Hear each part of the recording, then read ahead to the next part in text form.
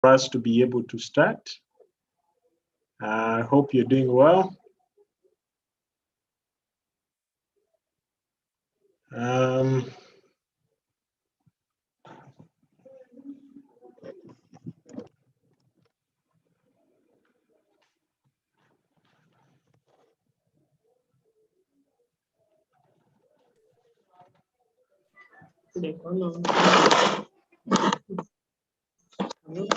Okay, so today we'll be looking at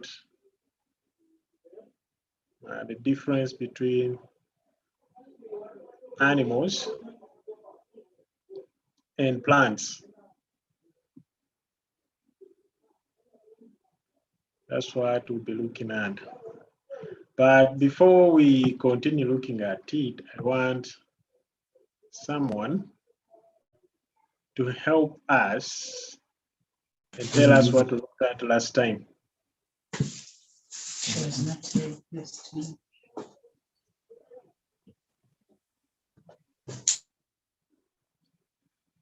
What did we look at last time? You can raise your hand.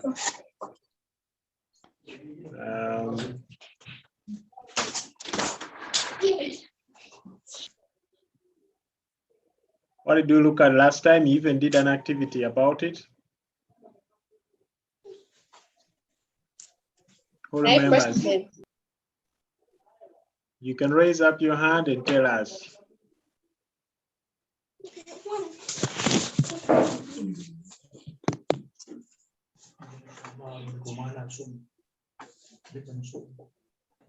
Who remembers? Yes, Sanyu.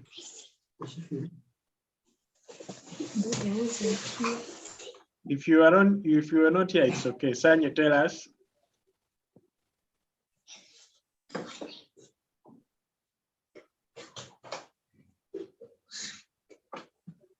Sanyu, can you hear me? Okay, Betty. Yes, Betty.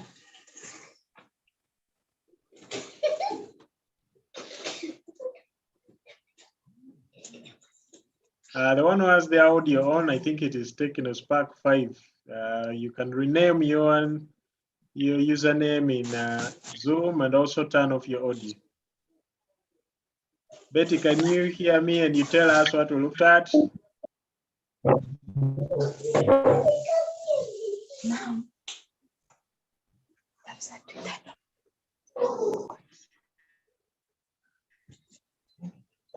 Okay, I guess Betty is not hearing us. So last time we were looking at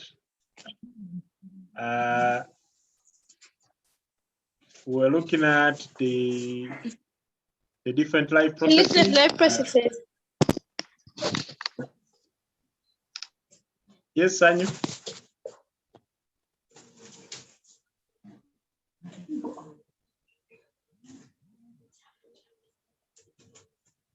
Okay, Sanyu is gone again.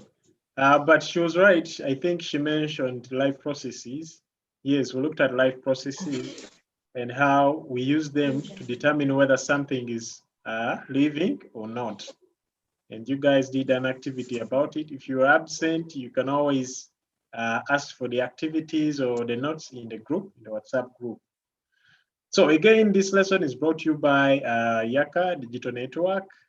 These are the free classes that we are offering that will be ending on 10th, and I'll tell you more about that later. But for now, they're free up to 10th of this month.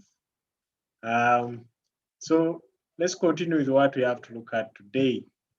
So today we shall differentiate between animals and plants. So both animals and plants are easy to differentiate, but there are certain characters which make them unique in themselves. Apart from that, a few basic things shared by them. For example, we have the ecosystem where they live, which is also their surrounding, and also their dependability on each other. So there's some characteristics that they share, and there are some that make them distinct or very different. It is what we shall be looking at, the differences. So now, here I have the first difference. We shall use the life processes to differentiate between plants and animals. So you have to remember the life processes that we looked at. If you don't worry, I will display them. For example, here we have nutrition. It is the life activity that we are going to use to differentiate between animals and plants. Okay, it's the first one. So now here I have two pictures.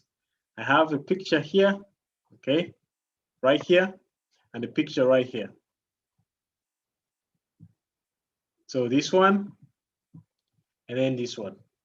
These two pictures are going to help us differentiate between plants and animals using their nutrition. Okay, using their nutrition. Now, with that being said, according to this picture, what do you think is the difference between plants and animals in terms of nutrition? Who can tell me? According to this picture, what is the difference between plants and animals in terms of nutrition? Kyle? According to the picture, it's the picture that has a picture of the plant, and is it picture A?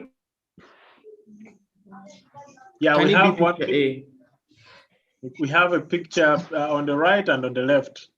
Okay. Okay. The one on the right, its nutrition is that it uses sunlight, and it uses sunlight as photosynthesis. Meanwhile, the one on the left, they have to consume food for nutrition. Okay, very good. That's a good observation. Thank you, Kyle. Claire, do you have a different idea? Yeah. Plants make their own food, while animals depend on plants. Okay, that's also very good, Claire. So Kyle and Claire, you're very correct. Okay, here we see a plant that is capable of making its own food using sunlight. As you can see, the sun is exactly lighting it up, and the plant is absorbing the sun, and then it is able to make its own food for it to survive, right? Whereas on this picture we have, I don't know if it is Mufasa and Simba. Mufasa and Simba, they're very busy having a meal. These two cannot make their own food. They have to feed on other organisms. Okay, for example, right now they are feeding on a buffalo, right? They are busy feeding on a buffalo. They are enjoying seriously. They can't make their own food. So that is the difference in terms of nutrition. I am very, very glad that they are not eating Pumbaa. Pumbaa would be very scared in this case. But since in the movie they are friends, hopefully, they never eat each other. Okay, very good. So that's a good difference. You guys are observing very well. That's a good difference in terms of nutrition. Okay. Another way we can explain this is right here in the table, that plants have chlorophyll due to which they use to prepare their own food and are known as autotrophs. Animals are heterotrophs, and they depend on plants to make and other organisms to feed themselves. Okay, so that's the difference. All right. So sometimes they'll depend on plants directly or indirectly. Animals may depend on plants directly or indirectly. So Mufasa and Simba here, how are they depending on plants? Is it directly or indirectly? Who can tell us? Mufasa and Simba here. Laura? Yes, They Laura. are depending on plants indirectly. How? Tell us how. They are feeding on the buffalo, which feeds on plants. Thank you very much. That is very correct, Laura. Okay. So Mufasa and Simba here are depending on plants indirectly because they're feeding on a buffalo, which buffalo feeds on the plants. So that's why we are saying here that animals are heterotrophic. They depend on plants either directly or indirectly. Very good. That's very good. Let's look at another life process we can use to differentiate animals and plants. Here is another one. So we have a picture, two pictures here.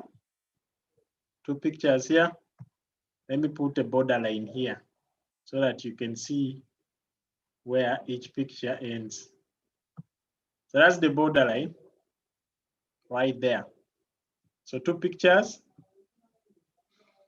on the right and on the left. The life process we are looking at right now to differentiate between animals and plants is respiration.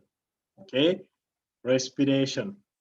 Now, using these two pictures, who can tell me the difference between respiration in plants and that in animals? Just by using these two pictures. Who can tell me? Someone else besides Kyle? Kyle has said something already. I want someone who has not said something yet.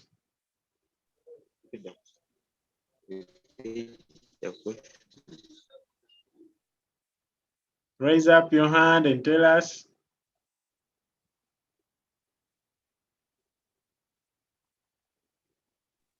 First, repeat the question. The question is differentiate between plants and animals in terms of respiration using these two pictures. Okay, these two pictures should tell you the difference between plants and animals in terms of their respiration. Okay, yes, Claire. Plants release oxygen during photosynthesis, which human beings use. Then human beings release carbon dioxide during respiration. Okay, that's a very good observation. It is important to know that plants will release oxygen during photosynthesis and animals will take it on or take it in, right? Animals will release the carbon dioxide and plants take it in, but this time we are looking at respiration, not photosynthesis. So that's the difference. Yes, Isaac. Isaac? Plants breathe using stomata while humans breathe using the lungs. Very, very, very, very correct, okay? So for plants, they don't have specific organs, okay, to carry out respiration. They don't have organs to carry out respiration. All they have is the stomata. Sometimes they have land cells in the stems, but mainly they have stomata in the leaves. So this is the stomata. These stomata are found on the epidermis of the leaf, which we see here, okay?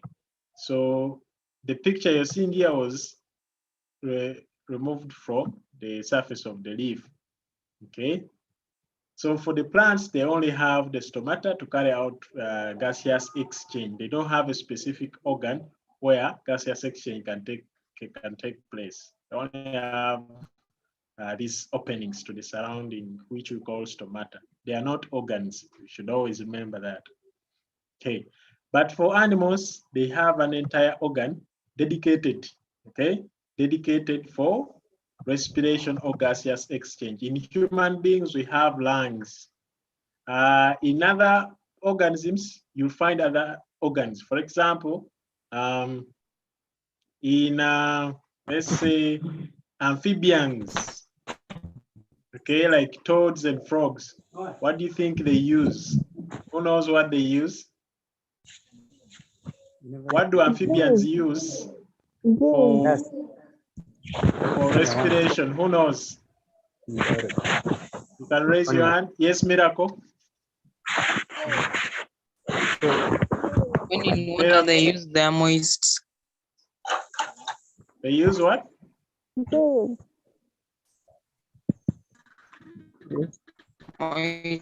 Moist. A moist skin. Okay, that's good. Yes, Josephine.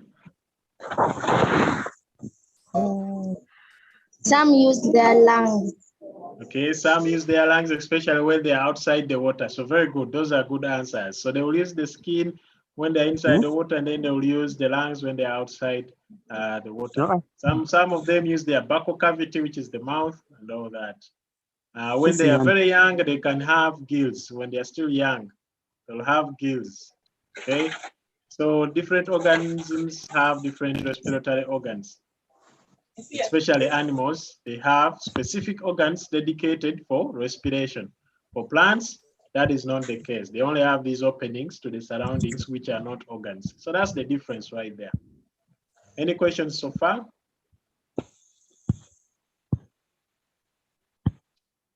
Okay, Josephine, you have a question? No. No? Oh, your hand was up. Okay. All right. So the way we explain this, we can say that gaseous exchange takes place in the stomata in plants, and then in animals, gaseous exchange takes place in a respiratory organ. We have given examples of respiratory organs, unless you guys want to give any other examples. Who would like to give any other example of a respiratory organ in animals besides those we have mentioned? Any other example? Yes, Laura. Air sacs. Air sacs, okay, good. Hope. Gills.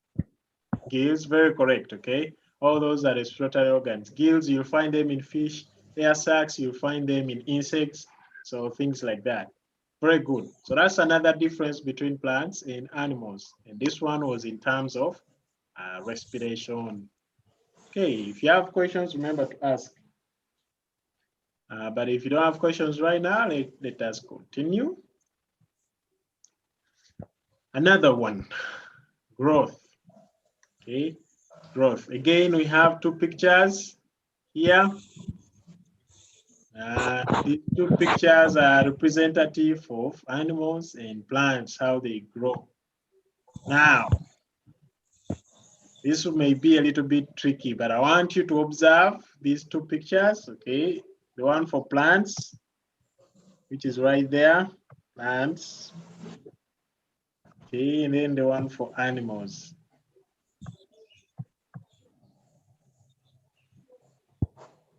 Using these two pictures, I want you to differentiate between the growth in plants and the growth in animals. Growth in plants and growth in animals. Someone who has not said something, Isaac.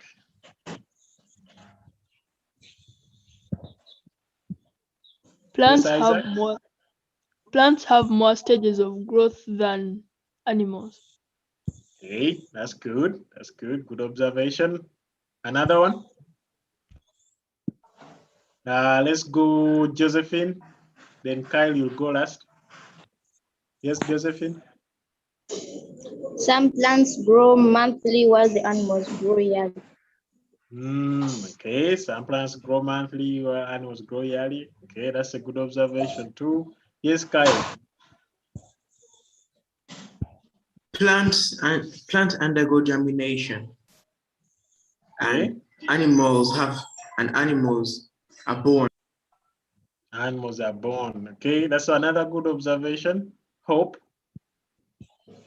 Like plants grow throughout life, while growth in animals stops when adult. Okay, excellent. That is very, very, very correct. And that's what I was looking for. Thank you, Hope. Okay, so the observation here, someone wrote a message, Patricia, good afternoon, members. For the purpose of monitoring our classroom, please share the name, both and contact in the chat. Okay, as we go on, you can always share your name and contact in the chat, okay? Just type it in and someone will pick it up later. So as we continue, you can always write that down, your name and contact in the chat box.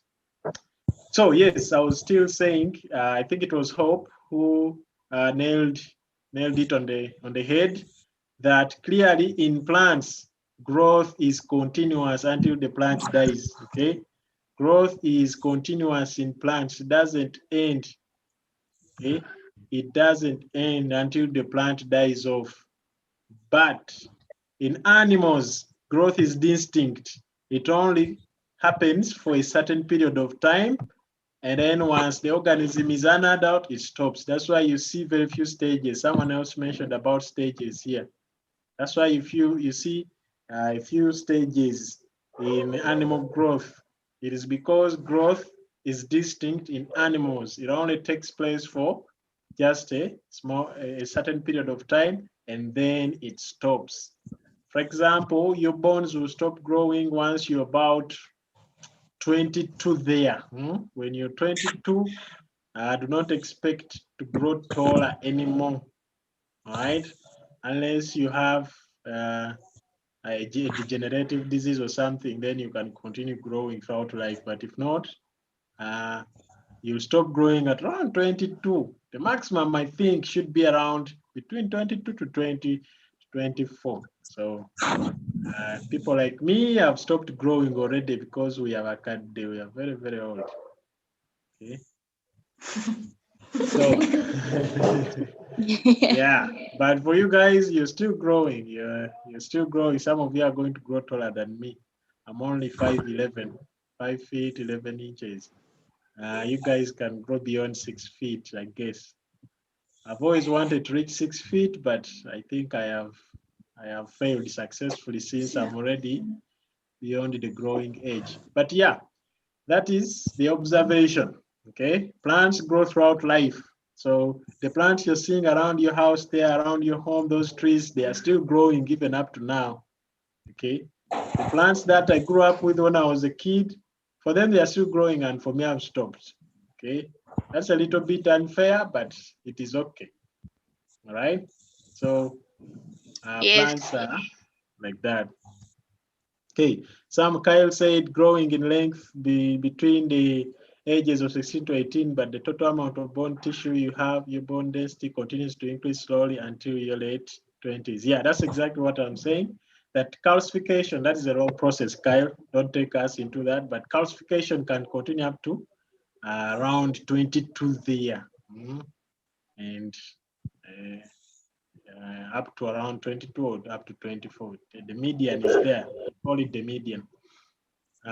Yes, that's a good observation. Any questions on growth, the difference? No. If you have a question, you can raise your hand. Remember to write your name and contact in the chat box. I'm not seeing anyone writing.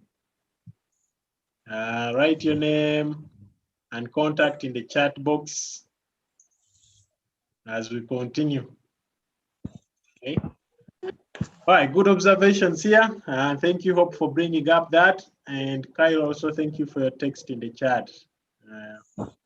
Okay, let us continue. Make sure you write your contact too, the number of the cell phone you're using that we can use to contact you. So Kyle, I'm seeing you've written your name, but without contact. Claire, also put your contact. Someone is raising their hand. Betty, you have a question?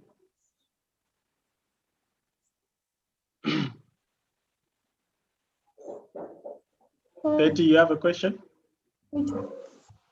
Yes. You've raised your hand. Okay, if you don't have a question, we can continue. So like we have been saying that the growth of the plants takes place throughout the life, and the meristems system present in the tip of the roots and stems supports the growth. Okay, the meristems are the cells that are capable of dividing very, very, very fast in the tips of the roots and stems in plants. Okay, and then in the animals, the organs and organ system supports the growth, and it is definite. By the meaning of definite is that it stops at a certain point in time. All right, that's very good. Unless you have any questions, but if you don't, we can continue. Okay, the other life process we can look at is reproduction. Reproduction. Mostly biology students love this topic. I don't know why, but every biology student I've taught, when you reach at the reproduction topic, they get excited. Okay? But here we are going to look at these two pictures. Okay, these two pictures, the borderline is right there. Borderline is right there. So, with these two pictures in mind, who can tell us the difference between plants and animals in terms of reproduction? In terms of reproduction. We have these two pictures. Who can tell us the difference in terms of reproduction? Yes, Kyle.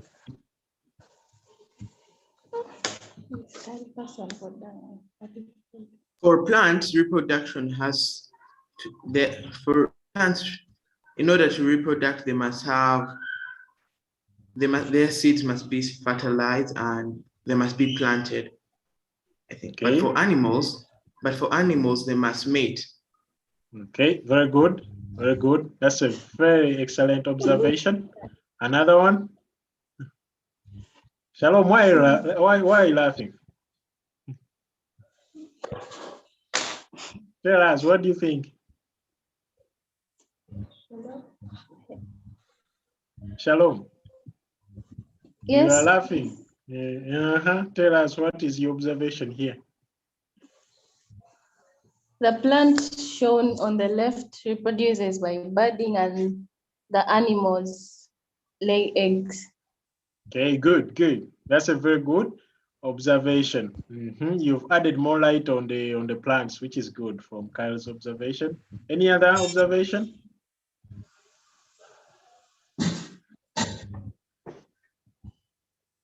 Okay, so those two observations actually tell us exactly what we need to know. So we can see that the plant here reproduces by asexual reproduction, which we have an example of budding that was mentioned. Okay, this is asexual reproduction. You just plant this tuber and it grows. Okay, it grows into a new plant. There is no mating involved or anything. Whereas for the animals we are seeing here, these two birds, they have to mate, okay? It is sexual reproduction, they have to mate. And right here, as you can see, they are in some sort of courtship, okay? They are telling each other, promising each other, what they're making vows. I don't know, like in the church where people are getting married and then they make vows and things like that. So I think here they were also making vows. As we can see, this is a form of courtship in organisms.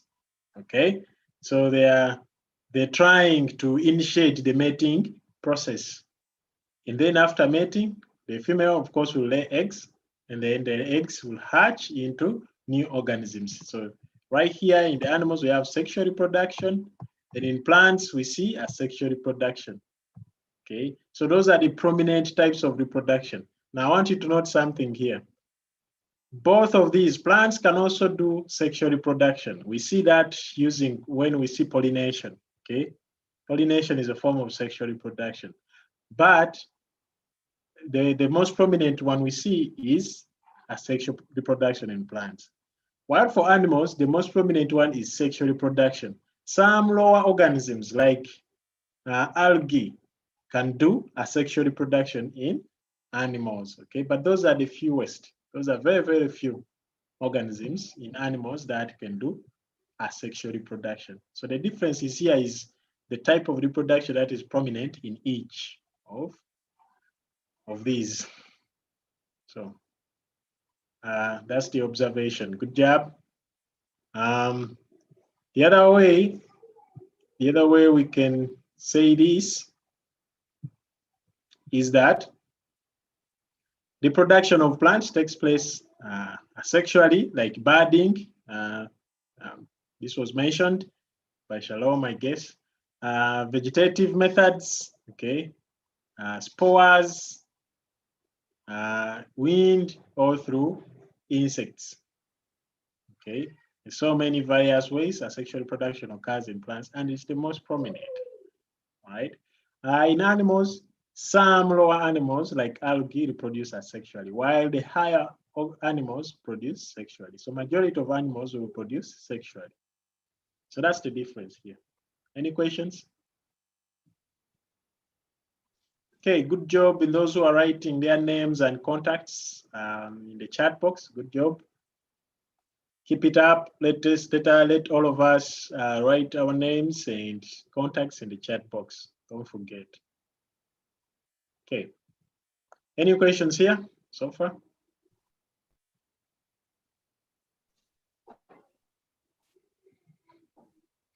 All right, let's continue. The other life process we can use to differentiate plants from animals is response. The other name for response is sensitivity, or sometimes we call it irritability. Last time someone reminded me of that term, irritability. I don't remember who, probably.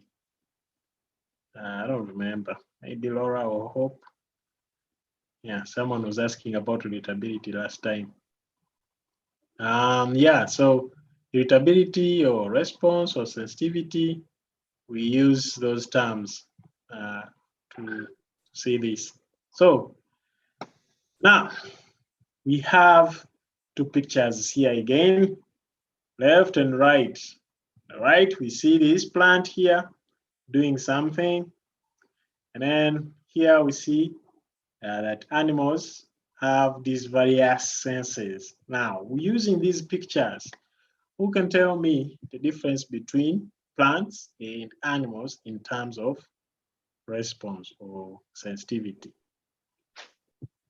Just using these pictures, you can raise your hand and I'll pick you and you tell us. The guys who have not said something, guys, tell me. Someone else raised their hand, someone who has not said anything since the lesson started. All those who are, okay, Flavia has not said something yet. Yes, Flavia? Plants respond to stimuli slowly, and animals respond to stimuli fast, very fast. Okay, that is correct. That is very, very excellent. Another one, any other? Someone else who has not said something?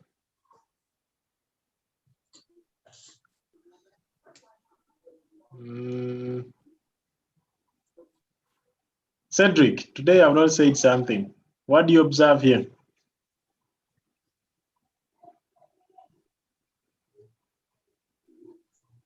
Cedric, what do you think?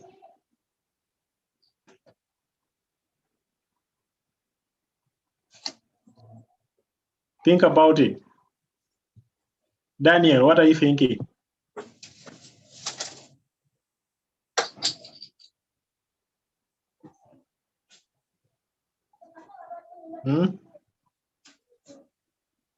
Think about this picture and tell us.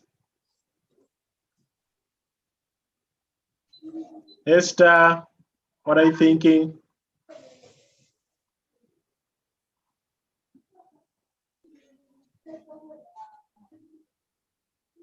Think about it. Take a minute and think about it. We see here various senses, and here, not so much. So that's a hint.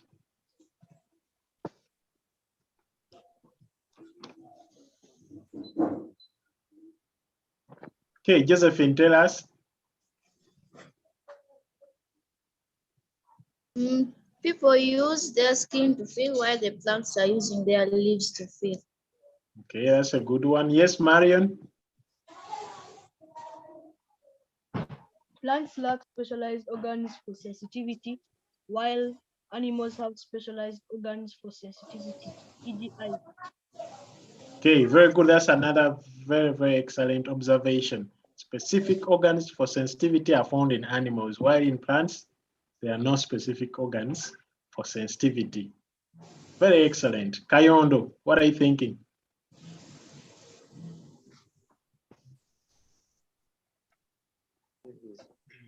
Yes, Ronald, Kayongo, I think, yeah. Sorry, I dread Kayongo. Ronald.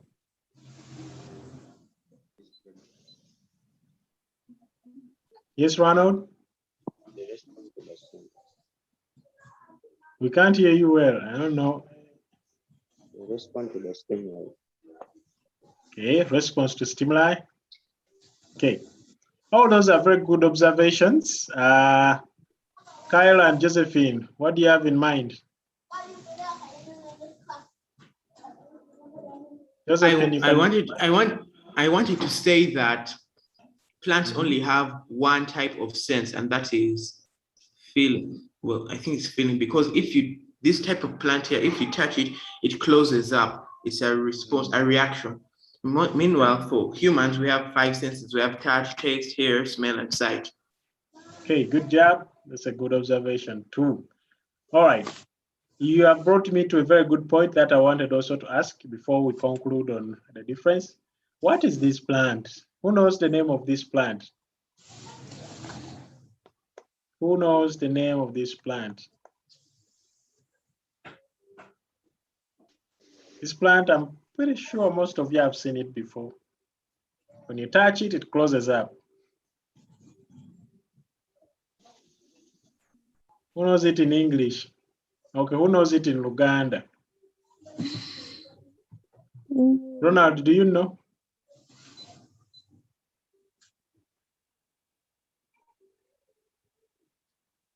Who knows the name of this plant in Luganda? Who can try?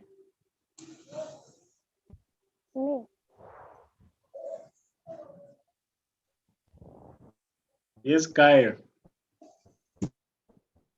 I think it's called Mimosa pudica. Yes, that's the English name, yeah? Mimosa pudica. Cedric, what do you have in mind? Do you know the Luganda name?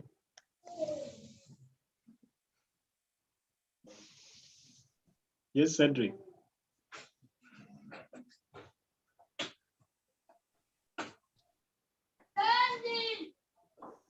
Okay, so for those who remember the Luganda word, we call it muko webumbeko. That Inolo, please sit properly. Pardon. In Luganda, we call it muko webumbeko. That's the name I know in Luganda. Yeah, even though I'm not a Muganda, but that's what I was told. Muko webumbeko. Then in English, it is muko webumbeko. Then in English, it is Mimosa pudica. Mimosa pudica. The spelling is as you hear the word. The way you hear it is the way we spell it. Mimosa. Then pudica. Okay, it's Latin name. So the way you hear it is the way we spell it. Mimosa pudica. Okay. Mimosa pudica. That's the spelling right there. Have you seen it? Yeah. Okay, you have seen it, good. So yes, on the conclusion, okay, before we get lost, here the observation that organisms, I mean plants, do not have specific organs for response, while animals have specific organs dedicated for response is absolutely true. Okay, it is the difference. Also, the other thing we can note that in animals, some animals will have a complex, like a nervous system that works in sensitivity, while for plants, they don't have that type of thing. Okay, any questions? So the other way we can say this is that plants show the response to stimuli like touch, light, through, though it is less sensitive. Someone mentioned the word less sensitive, which is true now, due to the absence of the sense organs. Okay, so the response is slow. Someone mentioned that. and we don't have dedicated sense organs in plants. So those are the two things to note here. Whereas for animals, I've said in plants, the response is slow, okay? Very slow. So plants are less sensitive generally. And the second thing is they don't have sense organs. Okay, so two things. Less sensitive, no sense organs. Whereas for animals, they have a system, a nervous system that is dedicated for response, and they have sensory organs. So sensitivity in animals is very, very, very fast, and it's complex in that there are sensory organs dedicated for sensitivity. So that is the difference. Any questions so far? Questions? Okay. Good job. Good job. We've done a great job today. You guys have been very, very active, which is great. Thank you for being very, very active and participating in class. Remember, if you always have questions, text me on the WhatsApp group. I'll always reply to those questions, or right now, if you have questions, you can ask. I want to remind you to write your names in the chat box and your contact. Please do it right now. Do it. And lastly, again, I want to tell you about our offers since the free classes will be ending very soon on 10th. Our offers are always here. Please, you can check them when I send you the notes. Show your parents these offers. You can only pay 500,000 shillings and access everything we have on Yaka for a whole year. Whether you are at school and you get access to, if your schools they allow you to access phones, you can always, or computer lab, you can always access Yaka, okay, wherever you are. They allow you to use phones in the evening. Some schools do that. You can access Yaka and study, and you can have teachers teach you, our teachers to teach you during that time. Or when you come back in the holiday, Yaka will always be here for you. So we don't count like, hey, your year starts in January up to December. No, we count in days, okay? So you access it for 365 days, no matter where you are, okay? The whole year. The moment you can access a gadget, you can access Yaka. So you have very many things to use to learn. Only 500,000 shillings a whole year, okay? So please show that to your parents, tell them about it. Other things that we have are here. If you just want, notes and questions and things like that, you can always download them at these prices here. And then for those also want just questions, notes,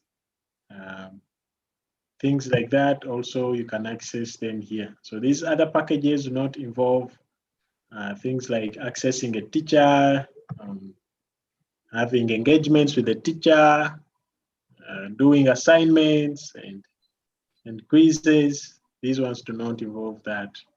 It's only when you pay 500,000 a year, that's when you'll have teachers, you'll have courses to take on your pace, quizzes, assignments, which will all be graded, and we shall always give you your marks. And yeah, so those are great offers. Please show your parents and convince them that you join so that we can be meeting. You're very, very an exciting group. I enjoy having this engagement with you. You participate very well, so I don't want to miss any of you. Therefore, make sure you show your parents this so that they pay for you.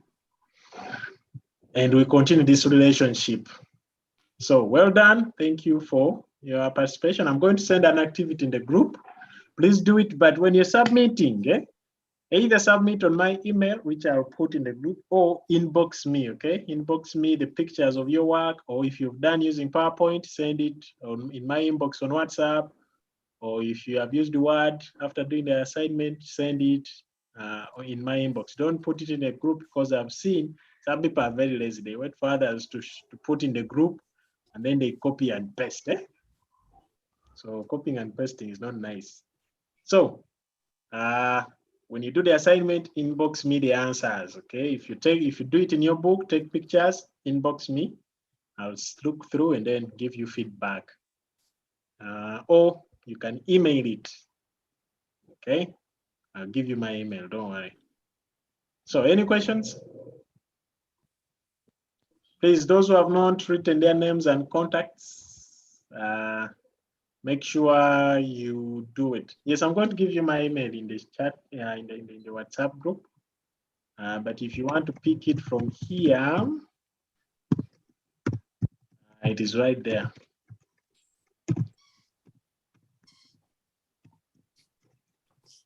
If you want to pick it from here, it is right there.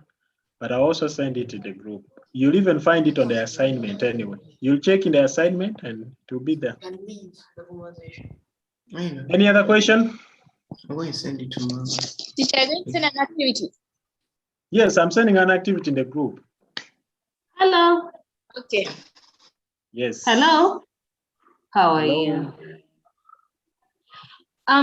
I'm looking at this. It's probably something I just want to talk about. I'm not sure. Okay. Can you hear me? Yes, please. I'm looking at this 500, which is very okay. My worry is there's paying the 500 and then schools open. How do we go about that? Yeah, Yaka is a self-paced learning tool. So it doesn't matter whether schools are open or not. Once the kid comes back, Not either in the the kids holiday, go back to yeah, they go back to school. Or you continue. Yeah, we'll continue from where we stopped. It doesn't end, okay? It is a self-paced learning tool. It doesn't matter whether the kid is at school or not. Like I said, if they're at school and they access the computer lab and the computer lab has internet, they can always access all these things at Yaka, even at school. If they come back in the holiday, then we also even continue from there. So it is continuous. It doesn't matter whether they're in school or not. It is a continuous thing. Do you teach the child until they shift from that class to another class, or once 1 year elapses from the time you paid, that's it? So for us, we consider the amount you paid for the whole year. Okay. For example, if that kid, let's say, goes into senior 2, but the year that they paid for in Yaka is still ongoing, we still teach them in senior 2. You understand? So we shift our courses. They now start accessing the senior 2 classes because their subscription is still on. So it doesn't matter which class they shift into. Yeah. Yeah. Okay, thank you. You're welcome. All right. Any other questions out there?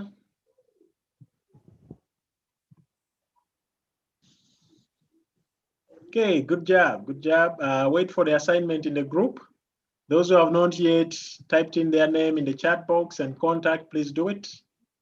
Yeah. Okay. Thank you for attending. There's no any other questions. Okay. Yeah.